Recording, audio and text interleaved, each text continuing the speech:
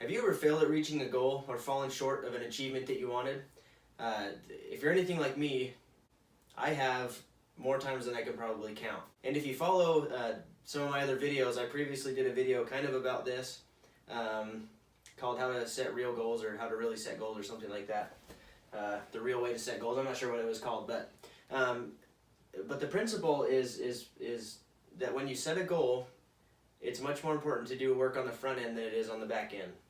If you don't do enough work on the front end, then you most likely will not achieve your goal, and you'll fail and come up short. And so this is a principle that I'm kind of giving my own name, which is front end accomplishment. And so some of this stuff will be a repeat of what I talked about a couple weeks ago when I talked about setting goals, but most of it won't. So anyway, some of it will overlap and some of it won't.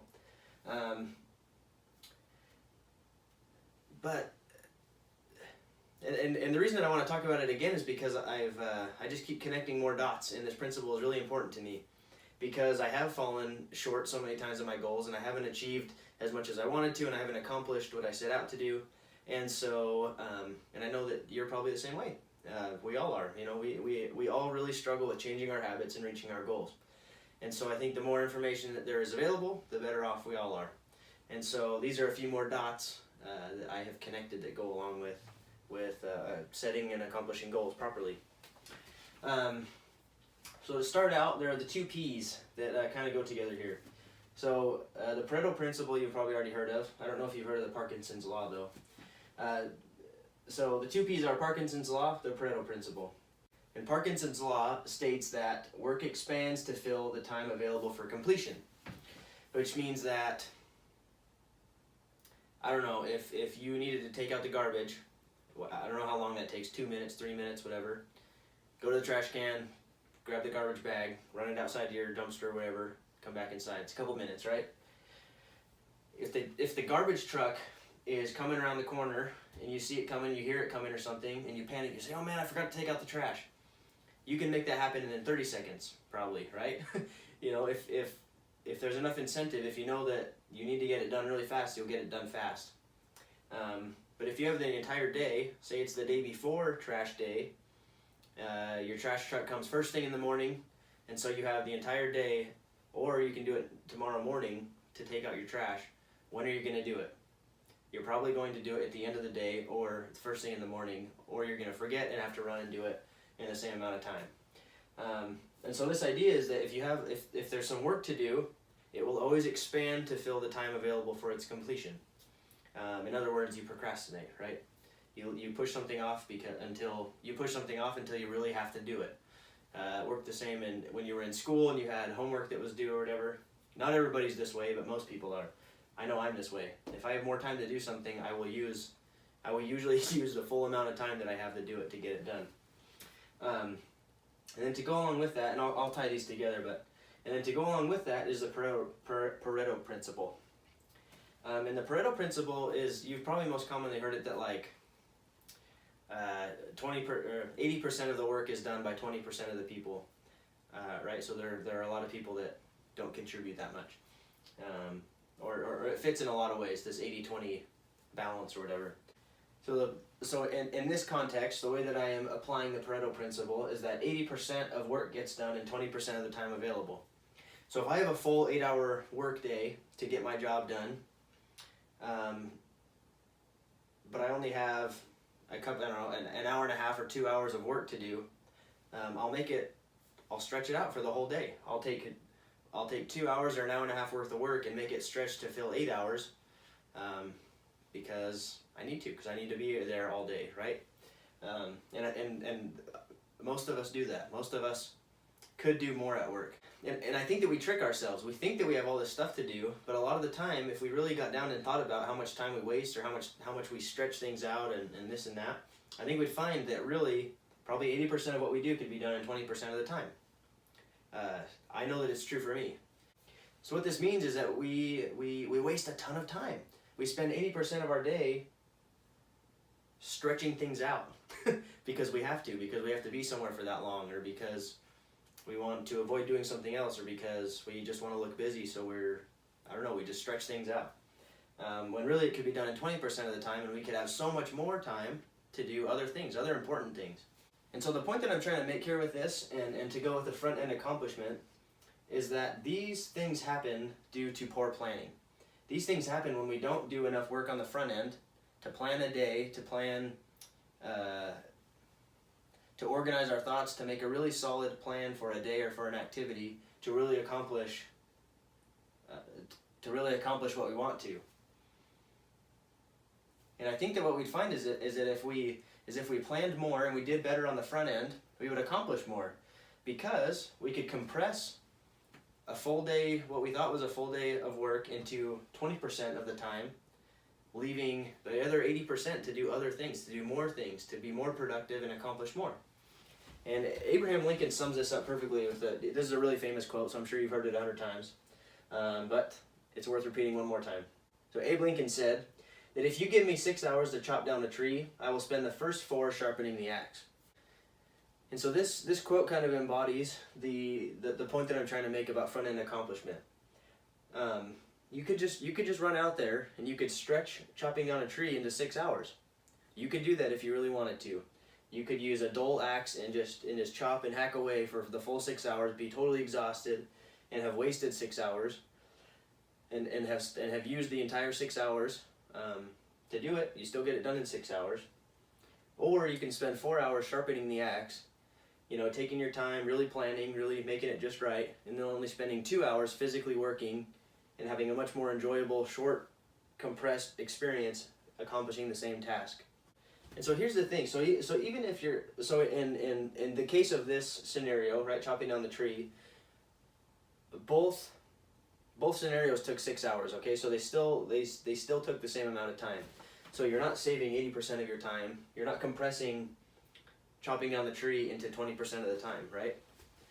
So 6 hours is still 6 hours, but the experience is much smoother. It's much better, and the accomplishment is much more satisfying because, one, you knew that you did it the right way. Two, you're not as tired. You didn't exhaust yourself as bad. And frankly, it's just a better way of doing it.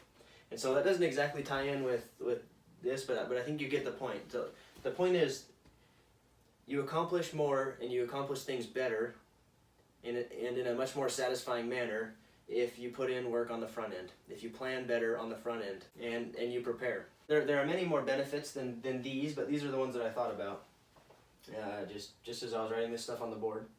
But the one that immediately comes to mind is that you're better organized. If you spend more time on the front end planning, you just become better organized. So think about Abraham Lincoln's scenario here. So I imagine during the 4 hours that he's sharpening his axe, I don't know if this really happened or not, but I'm imagining. Man, you have 4 hours to sharpen your axe. That's a long time to think. And you can really think about a good strategy for chopping down the tree. You can think how deep you want to cut into one side before you switch to the other, or exactly what angle, or how high up from the ground you want to start swinging. What's the most comfortable way to grip? What's the best way to grip it? You can start thinking of all these strategies in the 4 hours of time that he's sharpening his axe. He can also be thinking about a strategy. So when he actually gets to the tree, he doesn't just go out there and aimlessly swing the axe and have it be dull, one, and two, not have a good strategy. But taking the time on the front end to, one, sharpen the axe, two, think about a good strategy, he's better organized when he goes to chop down the tree.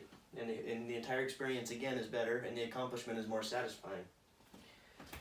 The other obvious benefit is more time for other things. So in this scenario, chopping down the tree, he didn't just do one thing. He didn't just chop down the tree. He was able to sharpen an axe and come up with a strategy, and then chop down the tree. So he's able to accomplish more things in the same amount of time. And then speaking from my own personal experience, man, I waste a ton of time during the day. I try not to think that I do, but if I really think about it, I waste a ton of time. Whether it's I don't know. I just waste a ton of time during the day. I honestly believe that I could do my entire job in 20% of the time. So you may think, oh, well, maybe you're just overpaid, or maybe they need to, my boss or whoever needs to dump more stuff on me. But I don't think that's the case. I think that because I can do my work in 20% of the time, I should be able to do my work in 20% of the time if I spent more time on the front end planning my day and really compressing things. If I could do my job in 20% of the time, then I would have time to do other things. I could come up with improvements for the company. So I'm a superintendent for a home builder in Boise, Idaho, right? So we're the fastest growing city in the country right now, and so construction is insane, right? And we're having struggles with that. There are labor shortages. There are job sites are just getting destroyed because people are in a huge hurry and they just do their thing and then leave, and obviously quality of work is going down because everybody's so busy. And anyway, there are just lots of issues, and houses are taking longer to be built. There are tons of problems to solve. There are there's so much opportunity to solve problems and make the process smoother, better, more profitable, all that kind of stuff.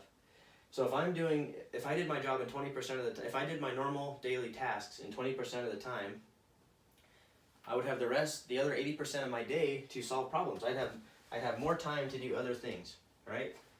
So my company could pay me the same, but I could get more done and I could solve more problems. I could make us more profitable. I could just do a lot of things if I spent time on the front end planning my day and doing things better and compressing my duties. I could accomplish so much more. And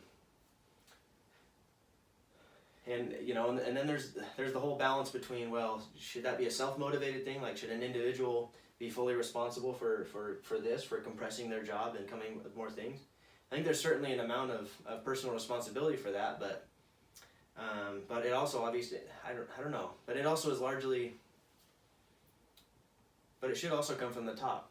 I think that managers and bosses and whoever need to be more aware of what's going on in the day-to-day in the field or whatever. I think that they could find ways to sit you down and say, hey, I think you could do more. Or they could spend some one-on-one time with you and do your job with you and maybe make some observations and say, man, I think that this stuff could get done in a shorter period of time if we do it this way. I don't know what the proper balance is between self-motivation and personal responsibility versus it coming from the top from managers or whoever. But all I know is that for me personally, I could do most of my work in probably 20% of the time, leaving time to do other things, right? I could have more time. And then the last thing I was thinking about is that you just win more.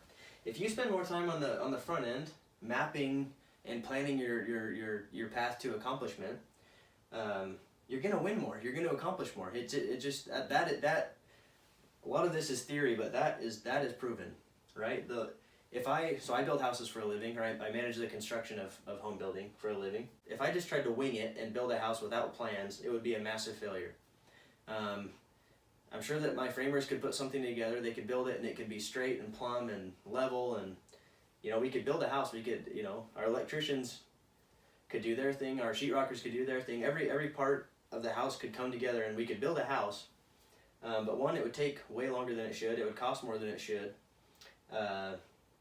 We'd run into problem after problem after problem. It would just we could scrap and manage our way through it, but it would be a terrible process and it would be a terrible experience. And we would win very little and we would accomplish not very much. But my company actually is incredibly good at what we call pre-construction.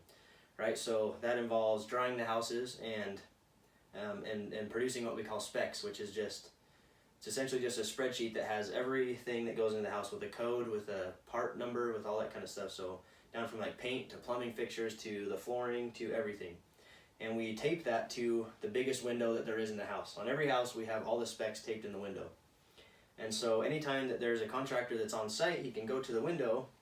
If he has a question, he'd be like, oh man, what is this supposed to be? He can look on there and then match whatever he has to it, and if it's wrong, then he doesn't put it in because it's wrong, right? We get the right thing. Or he'll call me and ask me a question or whatever. And that is a huge, huge factor in how successful my company has been. And I don't have very much to do with it. I have very little to do with that. I'm just the enforcer, right? So I'm the guy in the field that takes this, that uses the specs and the plans and makes sure that the house gets done correctly. But if I didn't have that, it would be a disaster. And there are builders, and I've worked for builders that don't have that, and it's a mess. It's a huge mess. The house still gets built, but it is a nightmare. It is a nightmare for everyone. And so I really believe that the more work there is on the front end, the higher the rate of accomplishment, and the more you win, and the better everybody feels. So that's all I have for front end accomplishment. I know I already did a video kind of about this kind of stuff a while ago. I just did this one today. I may do another one in the future as more facts emerge and more principles come to light, and I can connect more dots, whatever. But I just really believe that this is important, and this is missing in the world. You know, and I'm sure there are other people that are teaching this kind of stuff. But like I said at the beginning, you know, I think the more people that share their knowledge, the better off we all are. And so I hope that you found this valuable. Thank you so much for watching. Please like it, share it, subscribe, you know, if you found it valuable. And please make sure you check in next week for some more awesome content. Thanks again for watching. I'm Jake DeWilkins.